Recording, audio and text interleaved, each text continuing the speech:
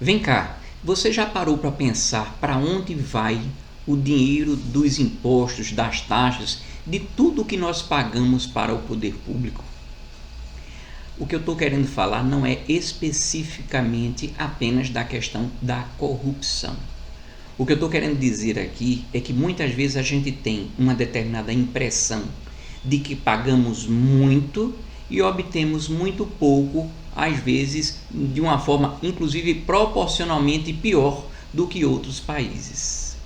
Nós temos aqui uma imagem que eu obtive do Instituto Brasileiro de Planejamento Tributário, que é o IBPT, onde demonstra que o Brasil está entre as maiores cargas tributárias que existem no mundo.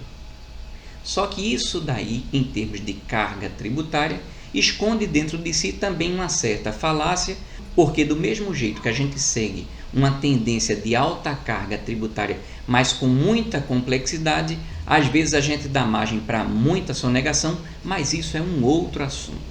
Mas independente disso, o quanto representativo termina sendo a utilização do dinheiro dos nossos recursos para benefício da própria população.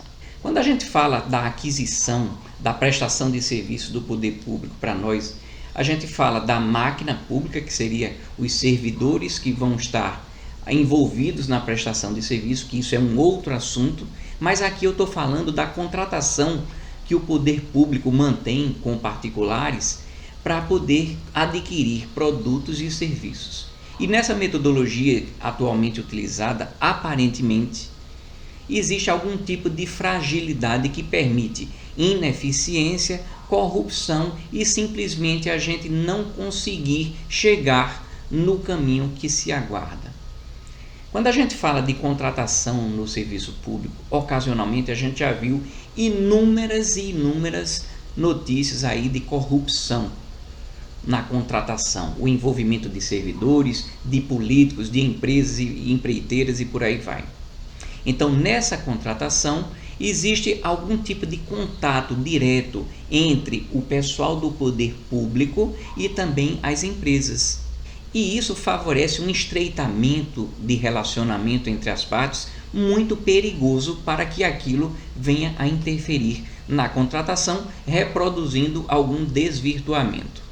Além do mais, em algumas situações poderá acontecer determinadas contratações que terminam sendo dirigidas a determinados grupos, ou seja, outros competidores que supostamente poderiam estar interessados e estarem habilitados a ofertar, inclusive, produtos ou serviços muito melhores num preço menor, terminam não participando de uma forma adequada. Existe também uma certa ineficiência e também uma certa burocracia na contratação. A quantidade de exigências e de burocracia, isso pode favorecer que algumas pessoas que normalmente poderiam estar interessadas em vender, poxa, se eu tenho um produto, que tal eu ter o governo para adquirir os meus produtos? Teoricamente era para qualquer pessoa que venda produtos e serviços ter interesse em participar de algum tipo de contratação, contanto que ele tenha facilidade de aderir, mas também que tenha facilidade para receber o valor devido. Mas daqui a pouco a gente fala a respeito disso.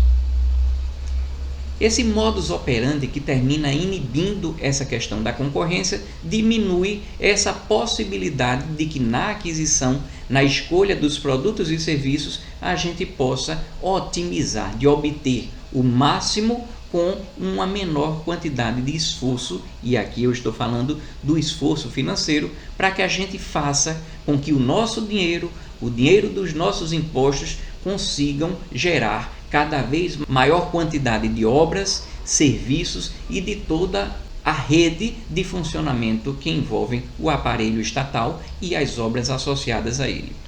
Além disso, na minha opinião, existe algum tipo de dificultador de atuação dos supostos órgãos que deveriam fiscalizar essas contratações. Eu aqui não estou falando se uma determinada instituição é mais ou menos comprometida, se uma instituição é mais ou menos eficiente, se ela tem muita corrupção ou pouca corrupção.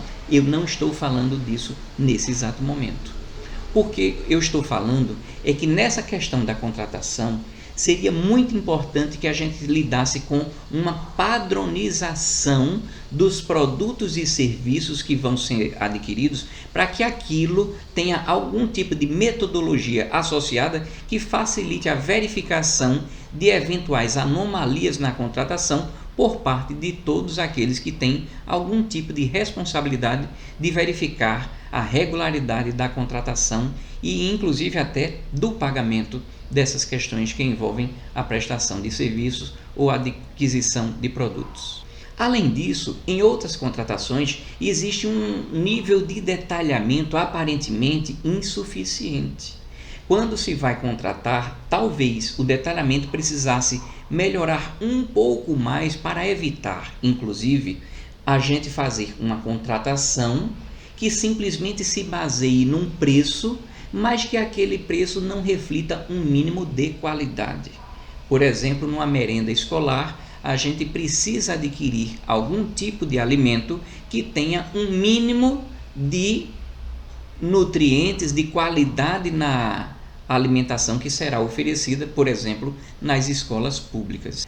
Quando a gente pensa em relação à aquisição de serviços para a construção de algumas coisas, o menor detalhamento do que se quer para que a gente disponibilize para aquela pessoa que pensa em nos prestar serviço, ele tenha condição de melhor mensurar o que vai ser gasto e todos os riscos que estão embutidos em prosseguir com aquela contratação e a prestação de serviço de construção, possibilita, infelizmente, a presença de vários aditivos contratuais, de forma que a gente presta uma determinada concorrência, de forma que se garante, por exemplo, um valor de R$100, mas depois aqueles R$100 podem virar 120, 150, 200, 300, em alguns casos já chegou até a 900% de diferença. Ou seja, em alguns lugares pode existir algum tipo de mau comportamento onde um licitante coloca um preço sabidamente muito menor para adquirir o direito, mas depois pleiteia algum tipo de injustiça para fazer aquele preço aumentar. Só que quando aquele preço aumentou, a depender da situação, os concorrentes já se foram. Ninguém está mais olhando para aquilo. Está simplesmente naquela relação entre o governo e aquele contratado, de forma que, a depender da situação, o governante fica à mercê de algum tipo de irregularidade. Em algumas outras situações, existe um determinado conluio que permite esse tipo de procedimento, seja com a participação do poder público, seja sem a participação do poder público. Quando eu falo de conluio sem a participação do poder público, é, por exemplo, uma determinada concorrência, onde existem alguns concorrentes que entram lá só para fingirem que são concorrentes. Eles estão lá simplesmente para colocar um preço sabidamente maior do que aquele titular que já se sabe que vai resolver e vai ganhar aquela licitação. É disso que eu estou falando quando eu falo de conluio, não necessariamente com a presença de servidores públicos. Há pouco tempo atrás eu tinha falado a respeito de que o governo, às vezes, presta um serviço de pouca qualidade, mas ele também falha muito ao descumprir prazos, ao descumprir as suas obrigações. O governo precisa reconhecer que se ele for um pagador pontual mesmo, ele vai ganhar dinheiro com isso. Por quê? Porque algumas pessoas podem não querer contratar com o governo pelo fato de que ele pode ganhar a licitação, entregar o produto e o serviço, mas depois ele ter dificuldade para receber o dinheiro. No passado eu já vi situações em que uma pessoa que tinha o direito de receber por algo que já entregou, seja de produto ou de serviço, tentar ficar agradando, bajulando, se humilhando ou corrompendo a pessoa responsável, o servidor público responsável pela liberação daquele valor. Veja a distorção desse mecanismo que envolve a contratação, que termina gerando um mau comportamento de gerar uma dificuldade para vender uma determinada facilidade. Alguns outros contratadores, eles podem pensar, se aquele governo é um mau pagador, eu não tenho certeza de quando vou receber, então eu vou fazer o seguinte, vou colocar um preço sabidamente muito maior, porque ele vai demorar, mas quando eu receber, vai ter valido a pena. Veja o quanto que o dinheiro termina escoando simplesmente pelo fato de que o governo precisa estar atento, eu estou falando governo como um todo, estou falando governo federal, estadual, municipal. Precisa estar atento às suas responsabilidades e punir aqueles que efetivamente não cumprirem com a obrigação de efetuar o pagamento no tempo correto. A gestão dessa questão do recurso público precisa ser muito mais profissionalizada. Além disso, quando a gente fala na profissionalização por parte do poder público, é necessário que se faça algum tipo de acompanhamento a respeito do comportamento de servidores que têm a responsabilidade de fazer a liberação dos pagamentos, para que o servidor que efetivamente não liberar um recurso que já esteja disponível, ele seja demandado para dizer, olha, vem cá, por que é que você não está liberando o pagamento? O que é que está faltando para você? Em algumas situações existem contratantes que dizem, não, eu não vou colocar o governo na justiça sob pena de em o fazendo eu não poder voltar a contratar. Aí você começa a notar o quanto que essa sistemática vai ficando cada vez mais corrompida, prejudicando o interesse público. Tem alguém que está ganhando dinheiro, às vezes no setor público, às vezes no setor privado. Quando nós falamos a respeito de construção civil, e a gente está fazendo até menção daquela questão do aditivo contratual, é muito importante que se faça algum tipo de detalhamento mais eficaz, inclusive se for possível e o governo tiver uma equipe técnica para verificar as condições do terreno, para possibilitar que aquele contratante promova algum tipo de orçamento e oferta para a participação daquela concorrência de uma forma muito mais segura, ele precisaria ter acesso a um monte de detalhamentos, porque o pouco detalhamento ele pode prejudicar ambos os lados, ou um ou outro.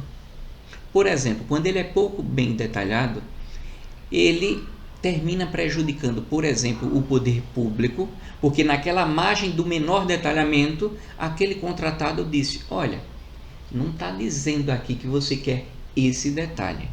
Por via das dúvidas, ele vai obviamente entregar aquele em que na brecha da exigência era possível para otimizar o seu ganho.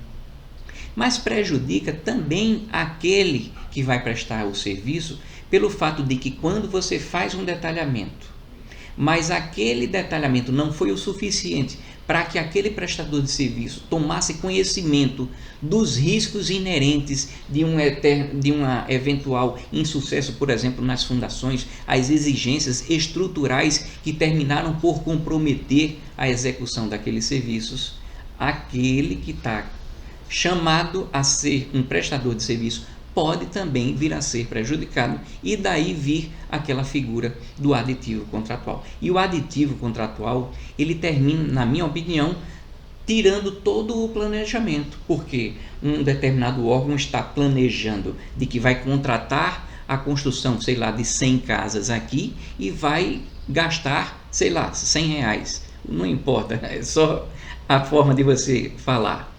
Mas os outros 80 que estavam disponíveis se pretende construir, sei lá, alguma outra coisa.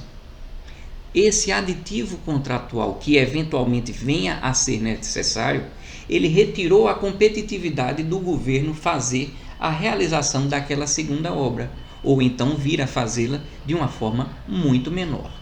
É importante que se faça o máximo possível para evitar a existência de aditivos desnecessários, porque aí é um ralo muito perigoso. Os órgãos fiscalizadores deveriam ter um olhar de binóculo mas também de microscópio, para verificar essas situações de eventuais aditivos contratuais, porque essa é uma situação de muita fragilidade e muito risco em relação à lisura. Não que sempre tenha a ver com algum tipo de ilicitude, mas é sempre um terreno, de alguma forma, em alguns casos, muito obscuro. Uma outra coisa que acontece, ou acontecia, não sei até que ponto isso vem ainda acontecendo, é a liberação de verbas da construção de algo de uma forma desproporcional. Na época que eu trabalhava lá em Alagoas, existia uma determinada obra que era relativamente grande e a obra foi deixada sem concluir. A impressão que eu tenho, baseado no testemunho que eu ouvia lá das redondezas, é que o determinado construtor, ele recebeu, aí eu vou dar um chute, era como se ele tivesse já recebido por volta de 70% do valor total da obra, mas ele só tinha realizado 20%. Uma vez que ele já estava acreditando que aquilo ia ficar por isso mesmo, ele pegou aqueles 70% do dinheiro e terminou abandonando a obra.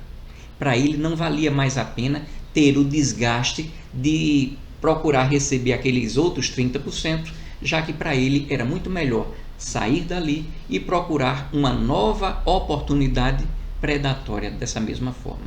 Então tem algumas formas que essas empresas têm de aumentar o valor que envolve a parte inicial, suprimindo o valor final. Na verdade, quando se constrói, o grande gasto de uma determinada obra termina sendo na parte final, onde você tem o acabamento e tudo aquilo. Só que em algumas outras formas, a contratação termina seguindo uma lógica diferente, de forma que a liberação do recurso possibilita para que aquele contratante simplesmente abandone a obra. E aí você pode pensar, mas cabe ao poder público ir em cima daquele cara que descumpriu. Será que vão? Será que vão a contento? Será que aquilo está no nome de um laranja e aquilo termina não dando em nada? Existe um monte de situações que talvez o melhor fosse prevenir que isso acontecesse do que depois descobrir as dificuldades que se tem para que a gente consiga responsabilizar a quem de direito.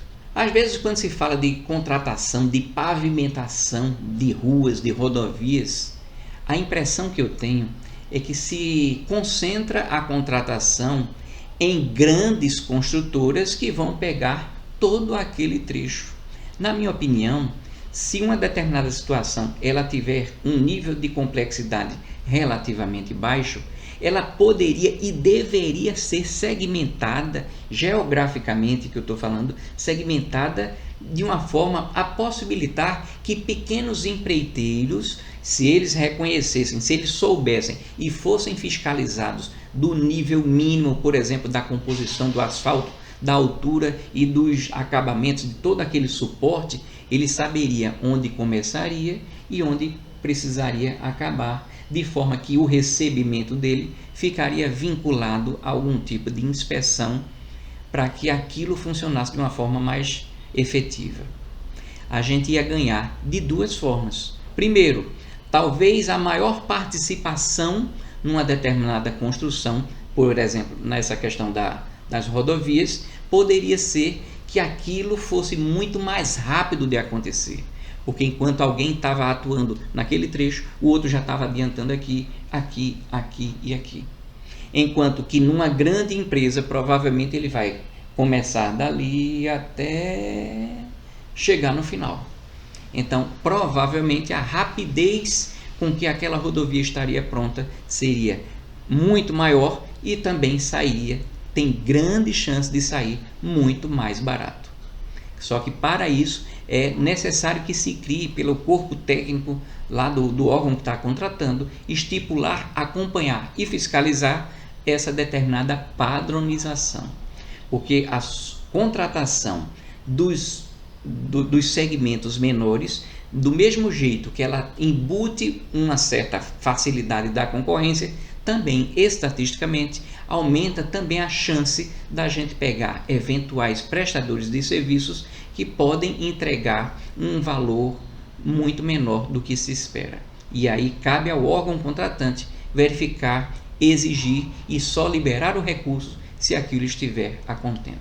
Só que nessa questão da liberação do pagamento, seja da construção civil em relação àquelas diversas etapas da construção, seja a liberação, nesse caso que eu falei da pavimentação, deveria acontecer online, ou seja, aquele liberador da verba aconteceria normalmente. Só que só ficaria liberto para que ele liberasse aquilo com a anuência de algum tipo de laudo de vistoria do fiscal da obra, que vai atestar: opa, você que libera a verba pode liberar porque eu verifiquei que foi cumprido tudo que a gente estava querendo. Foi cumprido do jeito que estava especificado. Esse laudo vai dar a segurança para aquele liberador daquele recurso de que está tudo ok.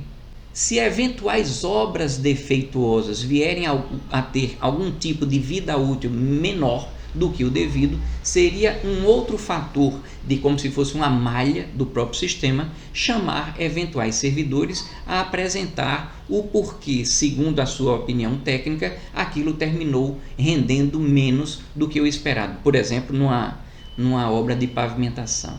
A obra de pavimentação pode ter durado menos, seja por conta da questão construtiva, seja por conta, por exemplo, do excesso de peso, por falta de controle de peso dos caminhões. Isso eu só estou especulando. Eu não estou dizendo que necessariamente o mau serviço, ou então um serviço que durou menos, necessariamente vai ser algum tipo de corrupção do fiscal da obra. Não é isso. Mas que o fiscal da obra seja demandado a prestar algum tipo de satisfação. Afinal de contas, o próprio sistema vai poder verificar se as obras defeituosas estão sendo, na maior parte das vezes, atestadas por um determinado servidor específico. Isso seria um determinado critério para averiguar se aquele servidor está com menor capacitação para atestar a veracidade daquela regularidade daquela construção, ou se existe algum desvio de conduta ética ou até criminosa do servidor envolvido. E nesse caso é necessário ser designado sempre o máximo de pessoas de forma automática para evitar um direcionamento, de forma que exista também o fiscal do fiscal que vai averiguar as anotações feitas pelo laudo original do servidor que atestou que poderia ser feita a liberação daquele recurso. Um outro cuidado que precisa existir é o seguinte: quando se adquire coisas muito caras. Quando fala muito caro, por exemplo, imagine você um equipamento desses de última tecnologia na parte de medicina que supostamente deveriam estar no hospital para prestar algum tipo de benefício para a população. O beabá da corrupção me parece estar concentrado não na compra de um pouco de caneta, um pouco de tinta, um pouco de, de alimento. Se for pouco, né? Existe a compra de muito alimento. É sempre voltado para grandes coisas. Então, muitas vezes, aquele servidor, aquele político que está de olho nos grandes volumes, porque supostamente, filosoficamente, a sua participação de comissão seria significativa, ela termina desvirtuando porque já teve notícias de determinadas situações em que compraram um equipamento, mas depois descobriram que o equipamento não podia nem entrar no hospital. As dimensões não estavam abarcando isso. Além do mais, para suportar aquele equipamento precisaria existir algum tipo de adaptação no sistema elétrico muito mais forte em relação a todo o restante do hospital, pelo fato de que a demanda por energia, a carga elétrica era muito considerável.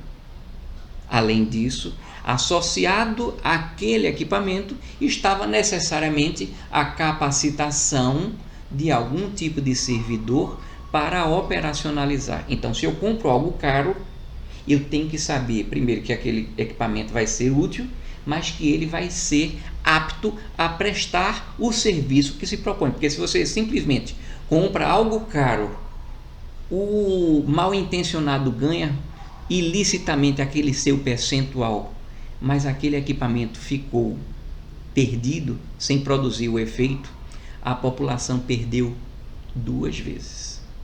Uma outra coisa é que a contratação do poder público, ao contrário do que a gente vê noticiado por aí, era para que o poder público conseguisse obter os menores preços que fossem possíveis, porque normalmente, para algumas coisas, o poder público ele adquire em grandes quantidades. Então, sempre que for possível, seria tão bom que o próprio governo conseguisse adquirir diretamente dos produtores, nos casos em que os produtores fossem únicos, ou então fossem poucos, alguma situação como essa. De forma que, mesmo que tivesse poucos produtores, seriam chamados os produtores e também os varejistas, por que não, para que façam parte daquele tipo de concorrência. O nível do preço que se conseguiria seria absurdamente menor. Absurdamente menor.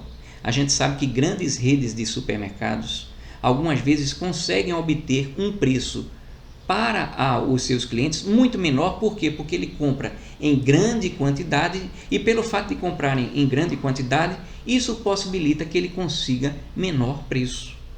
Essa lógica pode funcionar também para o governo. Os varejistas necessariamente ficariam prejudicados nessa história? Não, porque em alguns momentos pode ser que a parte logística do produtor não seja suficiente, pode ser que não sejam interessantes para o produtor, de forma que o varejista já é da natureza do negócio dele proporcionar essa maleabilidade e essa entrega para poder participar de um processo licitatório. Quando a gente fala da desburocratização, que eu já falei a respeito disso anteriormente, dá uma olhadinha a partir de agora. Eu estou demonstrando para vocês um monte de requisitos, de documentações necessárias para que você consiga participar de um certame, de um processo licitatório, que alguns têm algum tipo de especificidade, mas outros são de forma geral. Agora imagine o quanto que se pede para um concorrente aparecer. E eu fico pensando, boa parte dessas certidões o próprio contratante já deveria saber online, sem precisar pedir documentos a nenhum contratante, de que, não, olha, você não precisa me apresentar a inscrição, não precisa me apresentar a certidão negativa. Eu, como governante, já tenho como buscar online essas diversas certificações necessárias. E se aquele determinado empregador buscasse participar de um processo licitatório, ao se cadastrar, periodicamente, seja quando for operacionalizar uma apuração para uma determinada concorrência, ou seja, no seu próprio cadastro, já seria alertado: olha, você se cadastrou, nós online já verificamos a sua situação perante os diversos órgãos, mas você não está habilitado. E já colocaria o link para que ele resolvesse aquela questão que o impede de participar da licitação no âmbito daquele órgão que está gerando aquele tipo de pendência. Mas o que eu quero falar também é um pouco mais do que isso que eu falei, porque alguns requisitos eles terminam sendo necessários para que diga assim: olha, você precisa estar 100% em relação a tudo. Eu, como governo, filosoficamente, se eu, como governo, me preocupo com isso, você tem que estar 100% com tudo. Só que nesse rol de situações, muitas vezes o sujeito talvez não consiga, diante da enormidade de situações possíveis que geram algum tipo de impedimento. O que é que eu estou querendo falar com isso, em outras palavras? Quando a gente fala de quem está comprando deve exigir menos coisas, na minha opinião, que favoreça a ampla concorrência. Ah, mas aqui eu deixei de pedir alguma coisa, mas é injusto porque o outro está 100%. Mas o governo, por sua vez, ele tem que estar eficiente para gerar algum tipo de cobrança pelos órgãos respectivos. Porque aqui funciona uma lógica que eu já falei até no vídeo de registro de imóveis, quando se atribui que a pessoa primeiro resolva uma determinada pendência para poder aderir e prosseguir naquele tipo de contratação, naquele tipo de reconhecimento. Isso, na minha opinião, é mais um exemplo da ineficiência do poder público de forma autônoma fazer as suas coisas, de forma que ele termina impedindo aqui, talvez, algumas empresas, algumas pessoas jurídicas e pessoa física de participarem, e essas pessoas são pessoas provavelmente de boa fé. Eu acredito que a regra é a boa fé das pessoas, enquanto que o governo deveria dizer assim: se você está cuidando da compra, zele que aquela compra aconteça da forma mais eficiente possível. Se você é o braço do governo responsável por fiscalizar isso, que você operacionalize da forma mais eficiente possível. Se eu, como órgão central, estou com inúmeras coisas que são exigidas, será que é possível diminuir para que torne a vida de todo mundo, inclusive do governo, mais facilitada? Isso é uma reflexão que eu deixo aqui. Mas vamos seguindo. Quando eu falei dessa burocracia, para que você tenha a aderência de algumas pessoas que vão contratar, o que me motivou gravar esse vídeo aqui, a inspiração, foi quando há muito tempo, foi em 2016 que eu vi essa notícia, em que, dá uma olhadinha aqui nessa notícia: cratera imensa em via no Japão é consertada em uma semana. Então os trabalhadores viraram noites para fazer o reparo rapidamente. Fique atento a esse detalhe. Prefeito diz que só agora está 30 vezes mais resistente. Ou seja, observe, uma cratera desse tamanho foi resolvida e ficou ainda mais forte depois de uma semana. A realidade que a gente encontra é que isso daí não estaria sequer licitado. Ainda estaria resolvendo 10 milhões de coisas, ainda ia botar um comitê gestor de crise de alguma coisa. No Japão, nessa situação, com uma semana, a coisa já estava pronta, resolvida. Então existe uma questão logística, existe uma questão legal, existe uma questão da eficiência, penso eu, no pagamento, de forma que o poder público zelou para que tivesse a agilidade para contratar de uma forma rápida. O prestador de serviço terminou prestando o serviço de uma forma rápida e aparentemente melhor. A população não ficou tanto tempo esperando pela resolução, que para uma cratera desse tamanho demorar uma semana, eu penso que é uma coisa linda de ver e que eu sonho que isso se realize do lado de cá. Lembra que eu falei para vocês de que os trabalhadores viraram noites? A gente vai falar a respeito disso, porque infelizmente o que eu vejo muito são vários políticos que às vezes até inauguram placa de obra que não concluiu, às vezes até nem iniciou direito. E aí aquele negócio termina ficando deixado para lá. Quantas vezes eu já vi, eu não sei se no Brasil afora é assim, mas aqui na minha cidade do Recife, eu vejo muita obra de conserto de rodovias, onde às vezes dias de semana, durante o dia, eu vejo a obra parada, cheia de cerca, e não tem trabalhador quase nenhum, ou às vezes nenhum mesmo. Está dando aquele infortúnio para a população. Provavelmente o preço pode estar lá nas alturas e a prestação e o infortúnio dado à população é muito grande. A noção de cidadania da gente precisa melhorar muito mesmo. Então, baseado nessa situação exposta, eu terminei esboçando uma ideia que é só uma vontade de sonhar aqui com vocês, que é algo chamado SUAPS, Sistema Unificado de Aquisição de Produtos e Serviços, que vai funcionar ou funcionaria da seguinte forma. O governo central, quando eu falo governo central, eu já falei para vocês, é o governo na esfera federal, estadual ou municipal, qualquer um que tenha interesse em aderir a alguma situação como essa.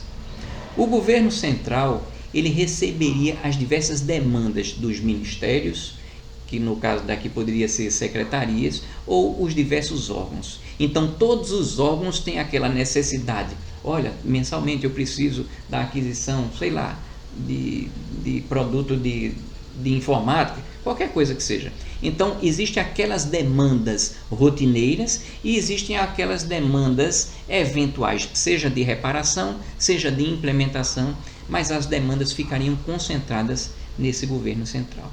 E quando esse governo central recebe essas demandas, de acordo com essa questão da liberação das verbas que estejam disponíveis, é como se o governo central dissesse: olha, central de compras, serão liberadas essas coisas do custeio, elas já teriam uma liberação automática.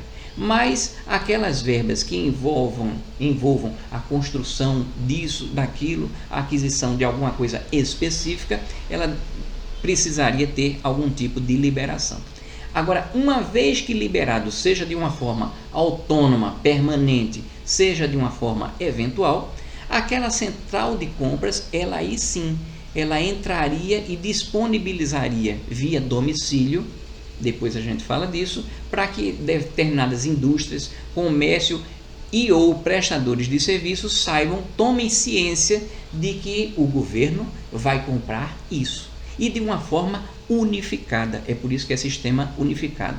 Vamos falar um pouco mais a respeito dessa questão da unificação versus a centralização versus também uma descentralização na contratação. Calma que só falando assim não dá para a gente entender. Então vamos supor que existe aquela demanda de aquisição de canetas, por exemplo. Então vamos supor que o Ministério da Educação também recebeu demanda dos diversos estados, eu não botei todos, botei só alguns. Então o Ministério da Educação recebeu demanda por 500 canetas de Pernambuco, de São Paulo, de Minas Gerais, e o Ministério da Saúde também recebeu demandas dos diversos estados, de forma que termina sendo concentrado para o governo. Observe que a compra ela termina sendo unificada e vocês vão entender a razão disso. E eu sei que isso subverte, inclusive, o modus operandi, mas eu aqui só estou sonhando e sonhar, por enquanto, não tem problema nenhum. Então, os diversos ministérios receberam as demandas eventuais ou rotineiras dos diversos estados. De forma que quando os próprios órgãos alimentaram os ministérios e esses ministérios também alimentaram o governo central de uma forma indireta, então o sistema vai consolidar essas diversas necessidades. Então, para ser adquirido caneta para Pernambuco, seja do Ministério da Educação, seja do Ministério da Saúde, seja do Ministério da Economia e por aí vai, para Pernambuco vão ser adquiridas 1.900 canetas, para São Paulo 1.500 e por aí vai. Então, no total, seriam 10.000 canetas a serem adquiridas. Eu estou dizendo isso porque quando se consolida essa necessidade logística, isso supostamente poderia viabilizar, a depender da situação, a compra em uma grande quantidade ou também viabilizar, se a gente conseguisse contratar diretamente do produtor, do industrial, que obtivesse alguns requisitos mínimos e poderia existir selos de qualidade, mas isso é uma outra questão, a gente poderia fazer a contratação. Aí agora vamos simular uma contratação onde participaria nessa concorrência para vender caneta Bic gigantes e também aquele anãozinho, aquele pequenininho.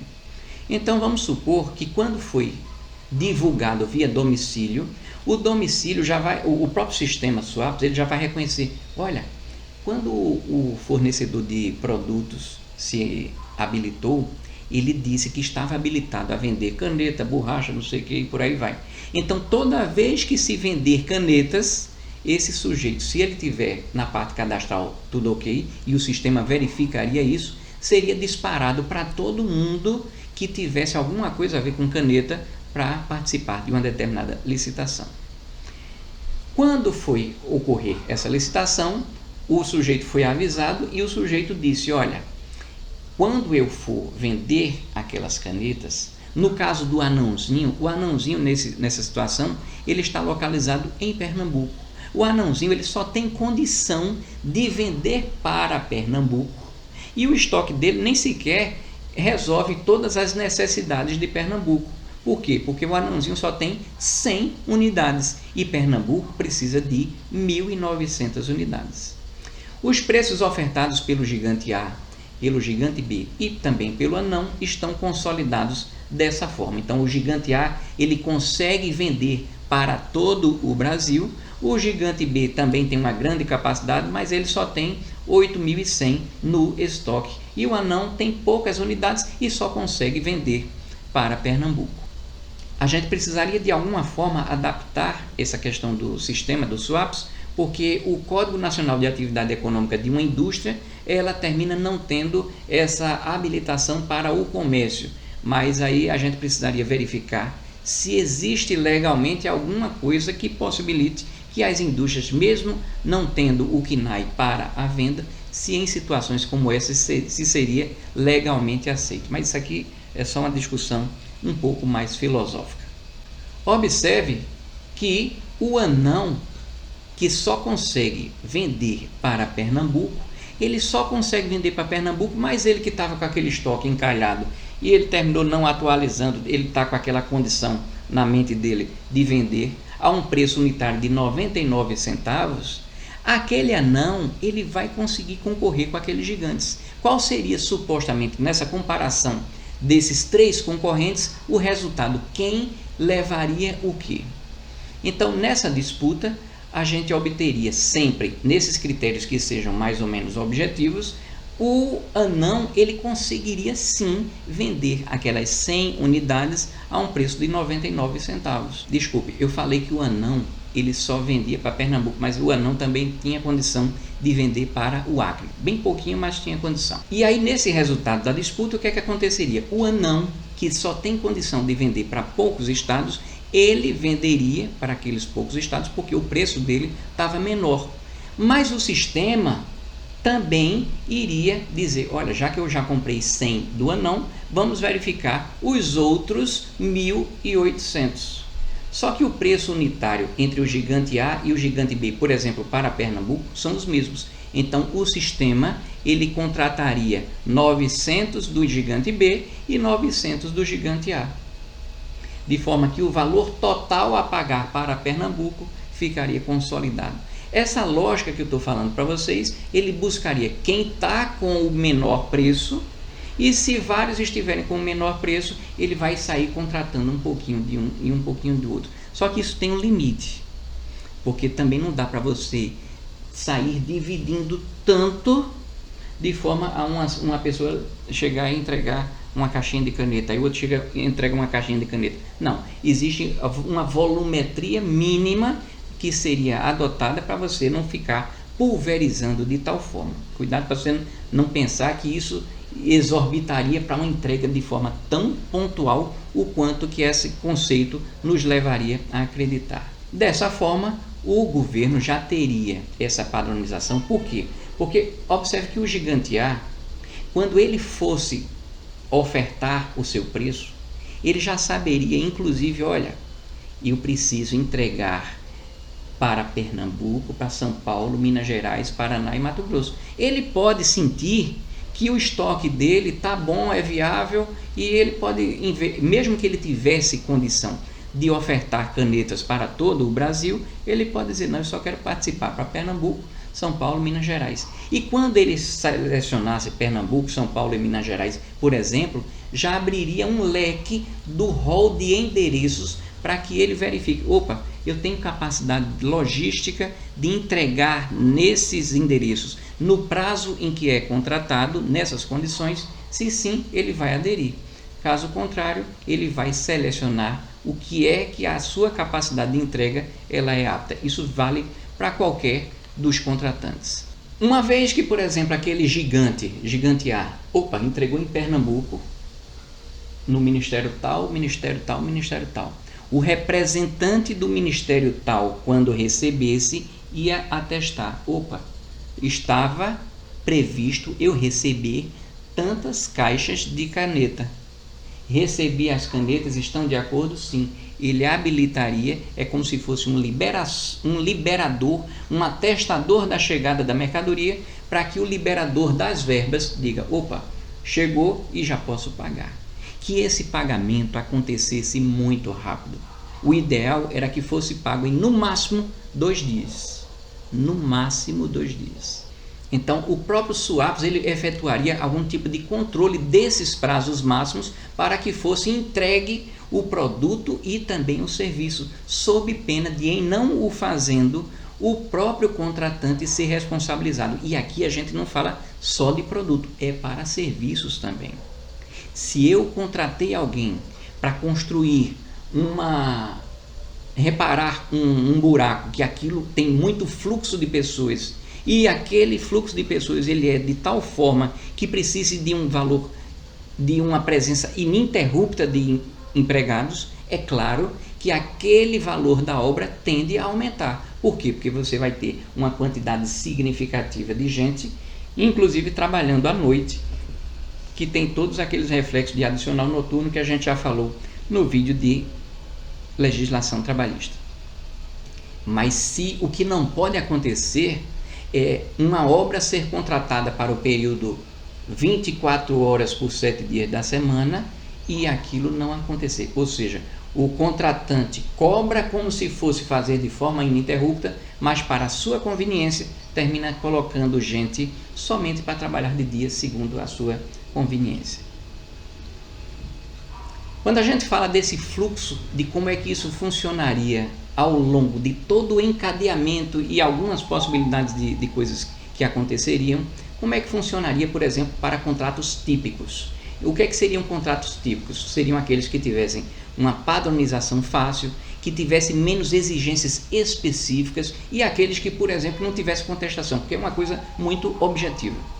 Então, aqueles delegados seriam aqueles órgãos e os ministérios e secretarias que alimentariam as necessidades deles, alimentariam o detalhamento do que se pretende comprar e o endereço de onde precisa ser entregue e também a data e alguns requisitos específicos, só que nesse caso aqui ele não tem a exigência específica. Então, aquilo seria de uma forma consolidada, parecida com o que eu falei, entraria no determinado SUAPS, e no SUAPS o ideal era que não precisasse de publicação no Diário Oficial da União, de que o domicílio eletrônico do governo já fizesse às vezes e substituísse essa questão da necessidade de publicação no DOU, porque afinal de contas o domicílio estaria aberto para todo mundo que estivesse aderido àquela questão do domicílio.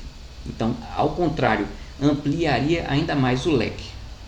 Então, uma vez que entrou no SUAPS, aquilo seria divulgado, como eu falei, para todo mundo que de alguma forma direta ou indireta se relaciona com a prestação daquele serviço ou a venda daquele produto. Então, N fornecedores tomariam conhecimento e ofertariam a sua proposta de para onde que ele tem condição de ofertar, qual é o preço e se ele consegue entregar naquele prazo. Aquele prazo, a consolidação de todas essas propostas, seria feita uma apuração e uma análise das propostas de uma forma automática. É por isso que eu falo da padronização. E o resultado dessas propostas também seria publicado no domicílio, mas se não for viável, seria no Diário Oficial da União. O melhor seria que fosse no domicílio. De forma que seria divulgado a existência do vencedor, que contrataria de uma forma muito mais rápida. Haveria um contrato entre aquele vencedor da disputa e o determinado contratante. Contratou, agora é a hora do sujeito entregar o produto ou o serviço. Então, alguns agentes delegados daqueles órgãos, eles vão atestar o recebimento integral e em conformidade com os requisitos que foram especificados e vai dar um comando de liberação lá no SUAPS. Já o pagamento por parte do contratante ficaria uma coisa de alguma forma estabelecida e concentrada para alguns servidores que precisariam cumprir com os prazos que estão previstos, porque no ato da contratação deve estar presente também a data de quanto tempo depois vai ser efetuado o pagamento após a entrega do produto e ou serviço. E se o responsável não pagar do governo, ele precisaria responder sobre o que é que está acontecendo para que ele não faça a liberação. Então, nesse caso, houve o pagamento e o vencedor recebeu de uma forma rápida. É importante que todo esse processo garanta algum tipo de acesso às informações aos órgãos de controle, seja os tribunais de contas, as controladorias, a Justiça, o Ministério Público, com diversos relatórios gerenciais de forma simplificada ou mesmo detalhada para que os próprios envolvidos nesse tipo de acompanhamento do gasto daquele poder público possa adquirir algum tipo de resposta. Filosoficamente, eu penso que isso deveria estar disponível inclusive para o poder público. Essa padronização que a gente fala dos contratos públicos seria obtida com requisitos de contratação definidos pelo contratante, cadastrados previamente por tipo de produto, ou seja, uma determinada uniformidade, e a utilização da NCM, Nomenclatura Comum do Mercosul, como um pano de fundo para o cadastramento daquelas mercadorias. Calma, eu sei que o vendedor pequenininho nunca nem ouviu falar na NCM, ele não mexe com exportação, ele não está acostumado com nada. Mas o próprio sistema, ele faria uma analogia daquele produto, que se ele está visualizando caneta, por trás daquilo o próprio sistema reconhece, opa, caneta, o enquadramento de uma caneta na NCM, ela é número tal, entendeu? Não se preocupe não, que essa questão da nomenclatura comum do Mercosul, ela terminaria ficando embutida, depois vocês vão entender por que eu terminei misturando essa história. Dessa forma, essa padronização e essa operacionalização possibilitariam uma maior automação e uma menor intervenção humana.